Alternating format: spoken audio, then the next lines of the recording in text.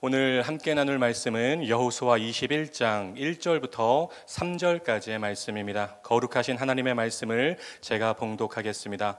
그때에 레위 사람의 족장들이 제사장 엘르아살과 눈의 아들 여호수아와 이스라엘 자손의 지파 족장들에게 나와 가나안 땅 실로에서 그들에게 말하여 이르되 여호와께서 모세에게 명령하사 우리가 거주할 성읍들과 우리 가축을 위해 그 목초지들을 우리에게 주라 하셨나이다 하매 이스라엘 자손이 여호와의 명령을 따라 자기의 기업에서 이 성읍들과 그 목초지들을 레위 사람에게 주니라.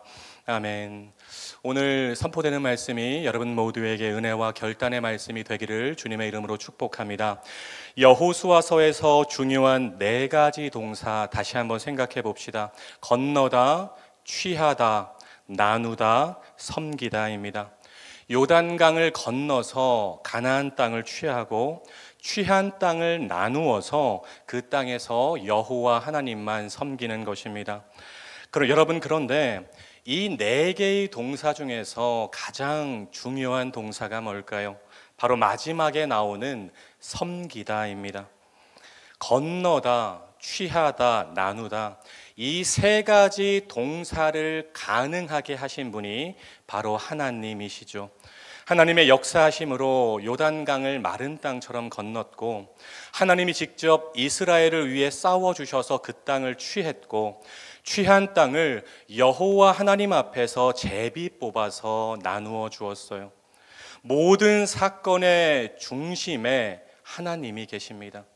모든 사건의 주어가 하나님이십니다. 우리가 여호수아서를 묵상하면서 마음에 반드시 새겨야 할 것, 여호수아서 안에 나오는 모든 사건과 전쟁의 승리는 여호수아 니시가 아니라 여호와 니시라는 것입니다.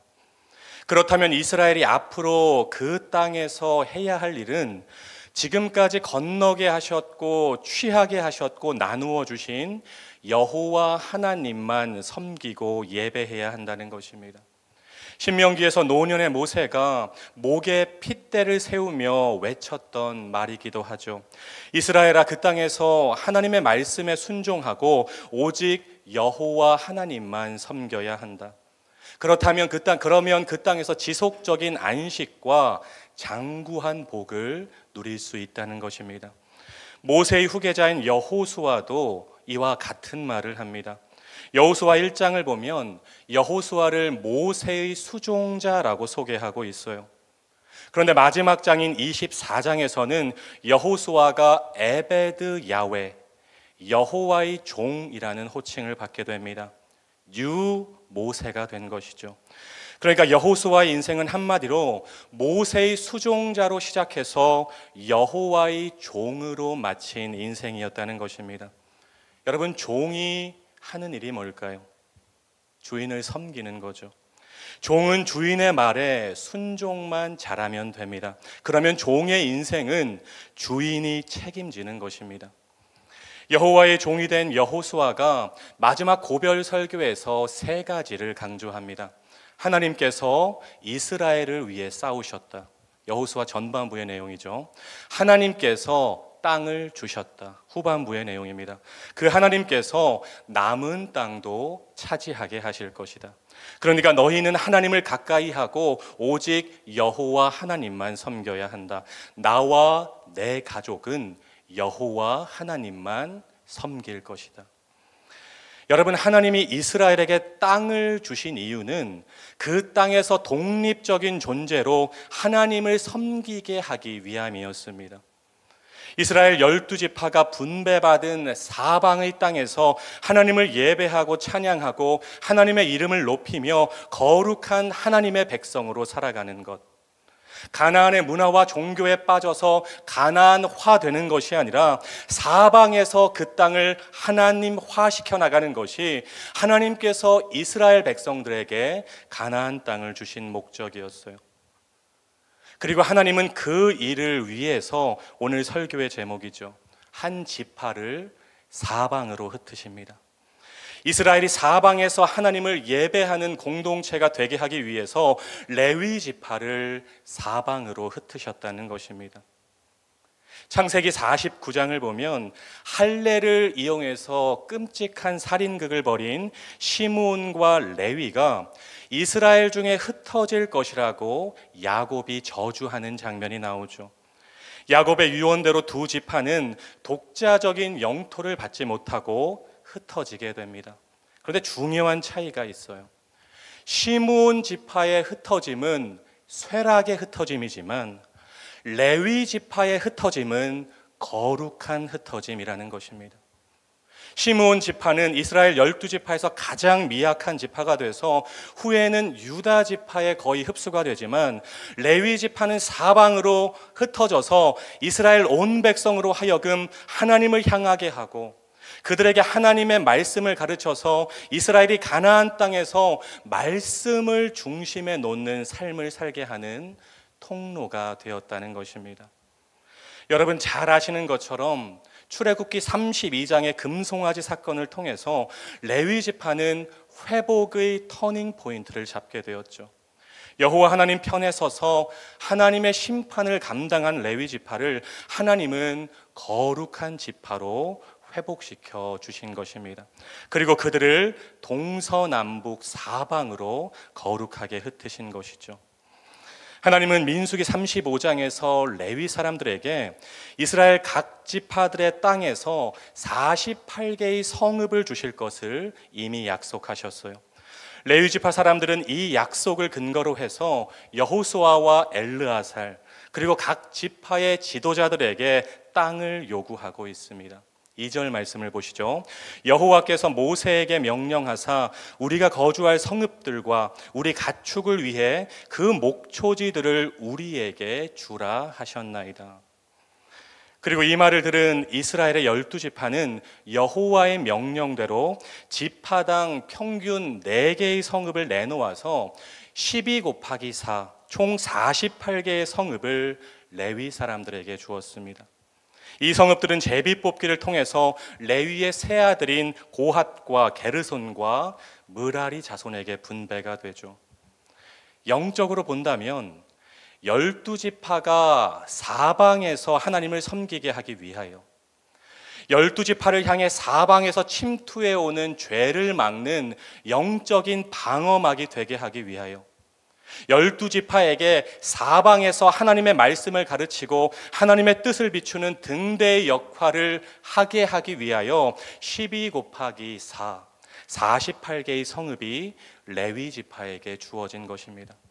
그래서 학자들은 이 48개의 레위 성읍을 말씀 티칭 센터라고 부르기도 하는 것이죠. 여기서 우리가 주목할 것이 한 가지가 있습니다. 땅 분배의 완성은 각각의 지파들이 자기들이 얻은 땅을 단순히 자기 소유로 삼는 것이 땅 분배의 완성이 아니었다는 것입니다. 최종적으로 자신들의 땅으로 분배되고 확정된 순간 그 땅의 일부를 레위 지파를 위해 내놓는 것이 땅 분배의 완성이었다는 것이죠. 이스라엘 12지파가 하나님의 명령에 따라서 레위 지파를 위해 자기 것을 내놓습니다. 땅의 소유주인 하나님이 주신 것을 하나님의 명령대로 다시 내놓을 수 있는 것, 바로 그것이 하나님을 신뢰하고 하나님 말씀에 순종하는 신앙인의 모습인 것입니다.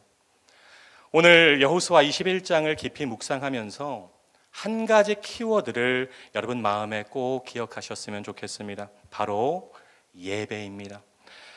여러분, 열리지 않는 자물쇠를 열쇠 뭉치를 들고 하나씩 넣으면서 열어본 경험이 다들 있으시죠? 계속 열쇠가 맞지 않아서 열리지 않을 때 참 답답합니다. 그러다 맞는 열쇠가 자물쇠를 탁 하고 열었을 때 그 후련하고 통쾌한 느낌을 다들 경험해 보셨을 것입니다. 사랑하는 여러분, 우리 삶에서 예배가 이런 역할을 합니다. 내 삶이 뭔가 막혀 있고 답답하고 다른 것들로 열려고 해도 열려지지 않을 때 먼저 여러분의 예배를 점검해 봐야 한다는 것입니다.